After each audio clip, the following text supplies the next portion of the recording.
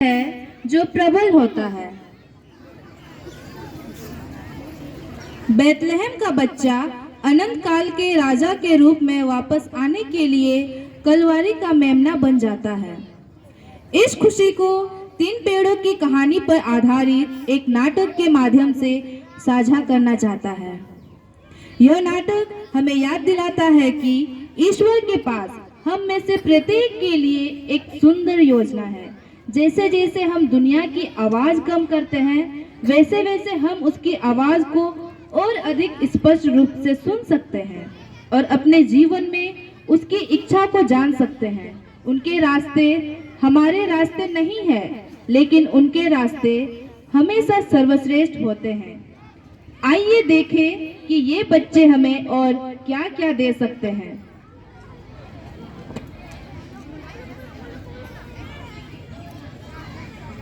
बार की बात है, एक पहाड़ की चोटी पर 3 छोटे पेड़ थे। बड़े होकर टिमडव क्या बनना चाहते थे? मैं शक्तिशाली राजाओं को लेकर विशाल जल की यात्रा करना चाहता हूँ।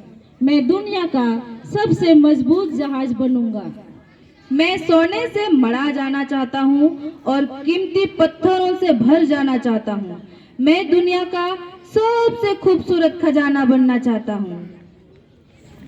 मैं पहाड़ की चोटी को बिल्कुल भी नहीं छोड़ना चाहता।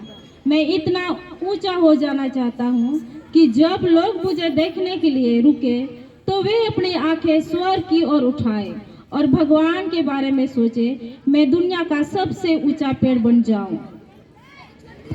साल बीतते गए, अनाज राजा, सूरज चमका और छोटे पेड़ ऊंचे हो गए। आइए देखें कि उन्होंने क्या किया। ये पेड़ उत्तम है। मुझे इन सभी पेड़ों को काटने दीजिए। मुझे इसे काटने दो। यह पेड़ लंबा है। मुझे इस काटने दो। मुझे ये सभी पेड़ लेने दो और ढेर सारा पैसा कमाने दो।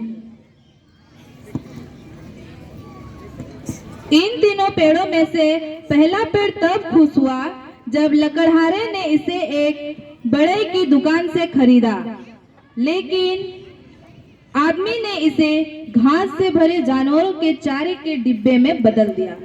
जब लकड़हारा उसे एक शिपयार्ड में ले गया तो दूसरा पेड़ मुस्कुराया, लेकिन उस दिन उससे कोई शक्तिशाली जहाज नहीं बनाया गया, बल्कि एक मजबूत पेड़ को हथौड़े से मारकर एक साधारण मछली पकड़ने वाली नाव बना दी गई।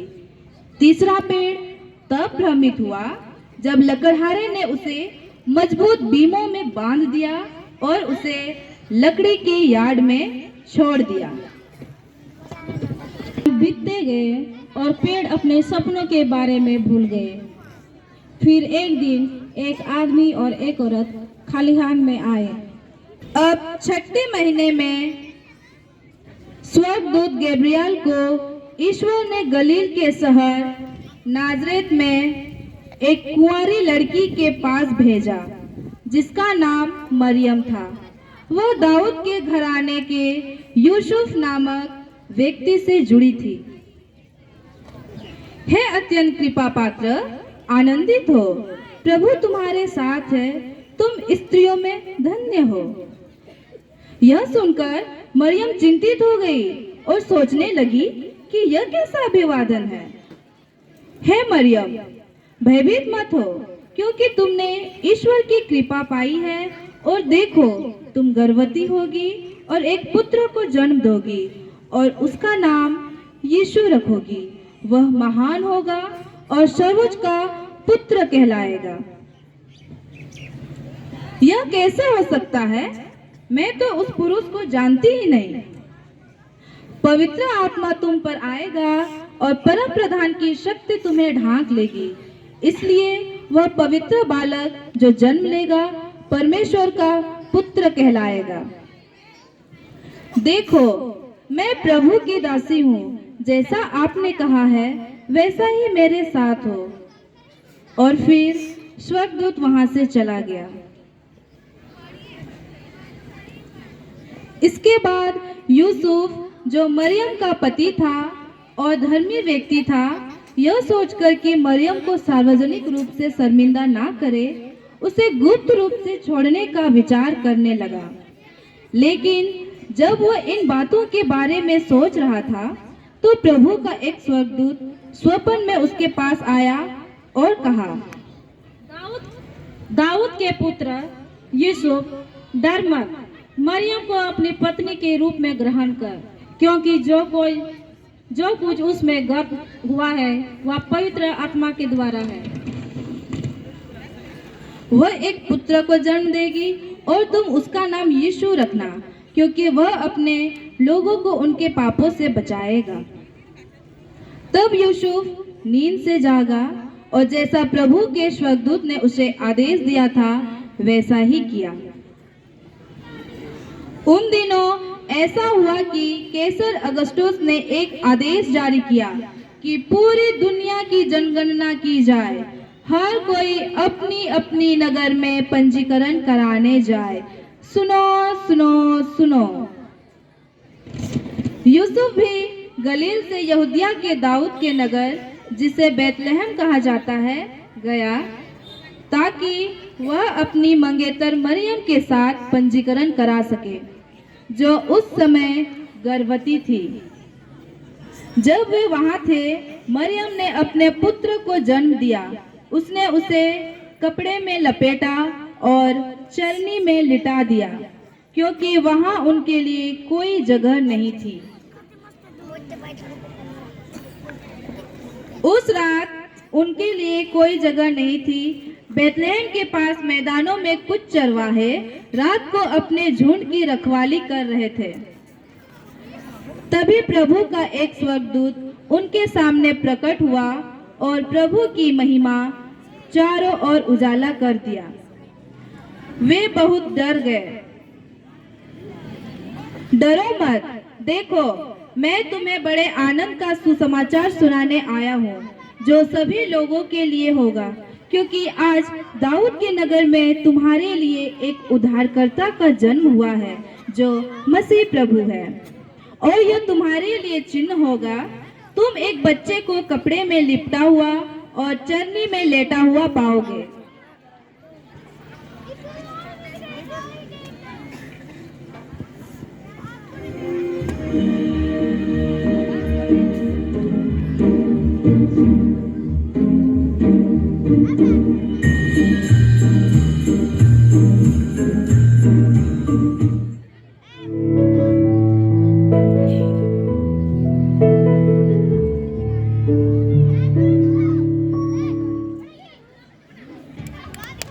चलो चले बैतलहम।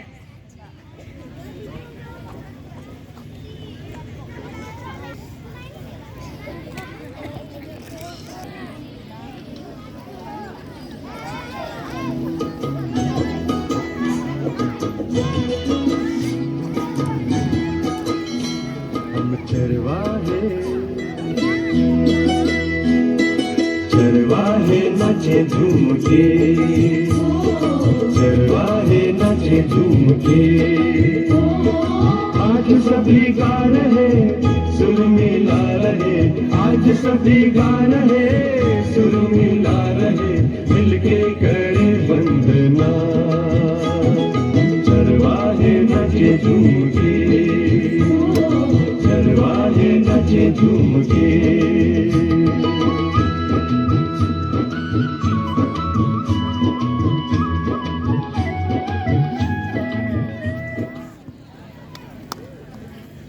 अब यीशु के यहूदिया के बैतलहम में जन्म लेने के बाद हेरोदेस राजा के दिनों में पूरब से कुछ ज्योतिषी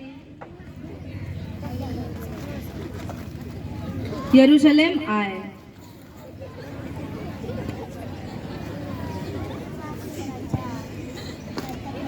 वह यहूदियों का राजा जो जन्मा है कहाँ है? हमने पूरब में उसका तारा देखा है और उसे प्रणाम करने आए हैं। यह सुनकर हेरोदेस राजा परेशान हो गया और उसके साथ यरूशलेम के सभी लोग भी। उसने प्रधान याजकों और शास्त्रियों को बुलाया और उनसे पूछा कि मसीह का जन्म कहाँ होना चाहिए। यहूदियों के बेतलहम में, क्योंकि भविष्यद्वक्ता के द्वारा लिखा गया है। तब हेरोदेस ने उन ज्योतिषियों को गुप्त रूप से बुलाया और उनसे तारे के प्रकट होने का समय पूछा। उसने उन्हें बेतलहम भेजते हुए कहा, जाकर उस बालक के बारे में सावधानी से पता लगाओ और जब उसे पाओ तो मुझे खबर दो, ताकि मैं भी आकर उसे प्रणाम कर सकूं। वे राजा की बात सुनकर चल पड़े और देखो, जो तारा उन्होंने पूरब में देखा था वह उनके आगे आगे चला और वहां ठहर गया जहां वह बालक था।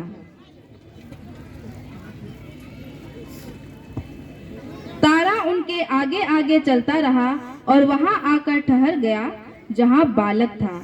जब उन्होंने तारा देखा तो वे अत्यंत आनंदित हुए।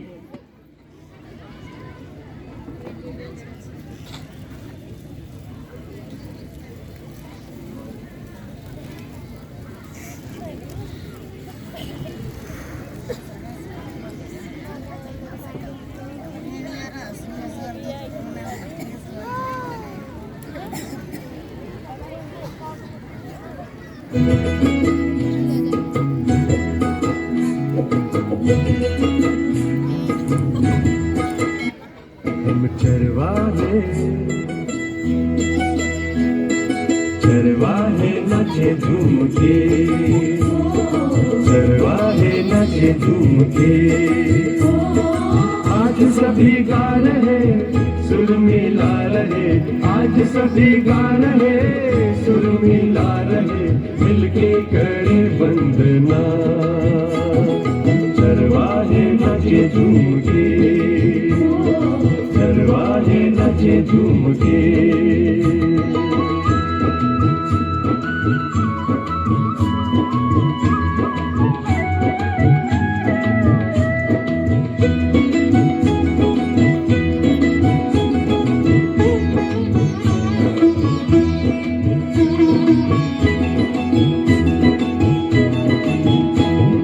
राजा का जन्म हुआ पाई खबर,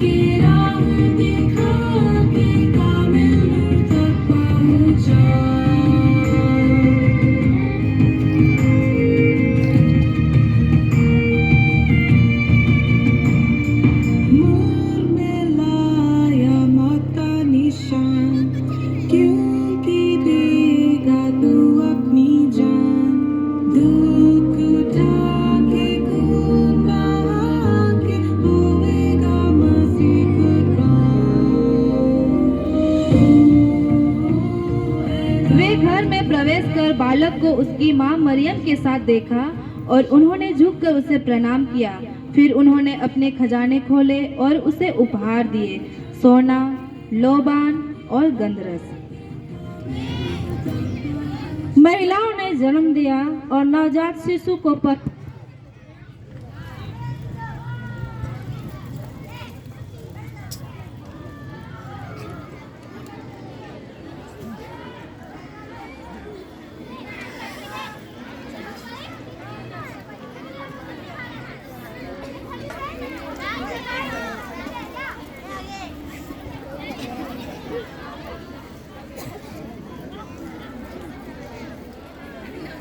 दिया और नवजात शिशु को पहले पेट से बने चारे के डिब्बे में घास में लिटा दिया। फिर इस घटना की कृतज्ञता महसूस कर सकता था और इस बच्चे की महिमा को उसने महसूस किया कि उसके पास अब तक का सबसे बड़ा खजाना है। एक खजाना इतना बेदाग और नियम और अविनाशी है। इसलिए इस क्रिसमस के समय आइए हम अपनी आत्मा को नवीनीकृत करें, उसकी पूजा करें और उसे अपने जीवन के हर पहलू में स्थापित करें। एक शाम पूरा यात्री और उसके दोस्त पुरानी मछली पकड़ने वाली नाव में एकत्र हुए। जैसे ही नाव यानी कि दूसरा पेड़ चुपचाप झील में चली गई, यात्री सो गया। जल्द ही गड़गड़ाहट और तूफान आ गया।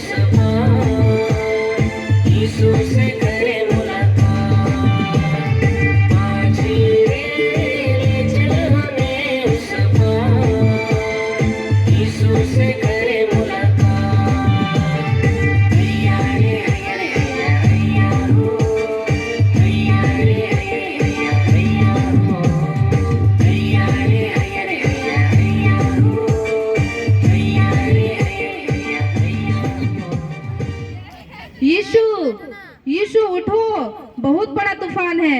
यीशु उठो, हम डूबने वाले हैं। शांत रहो, शांत रहो। वह कौन है? हवा और लहर भी उसकी आज्ञा मानते हैं। दूसरे पेड़ को तुरंत पता चल गया कि वह सृष्टि के राजा को ले जा रहा है, जो हर तरह के तूफान पर काबू पा सकता है। हम जानते हैं कि यीशु शिष्यों को उनके अल्प विश्वास के लिए डांटते थे। यह त्योहारी सीजन विश्वास में वृद्धि के नए अवसर पैदा कर सकता है। एक दिन सुबह तीसरे पेड़ की जुताई कर दी गई, जो भूले हुए लकड़ी के ढेर से था। जब सैनिकों ने एक आदमी के हाथों को कीलों से ठोक दिया तो वह कांप उठी।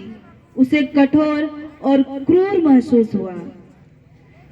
हे पिता, उन्हें क्षमा कर दो, क्योंकि वे नहीं जानते कि वे क्या कर रहे हैं।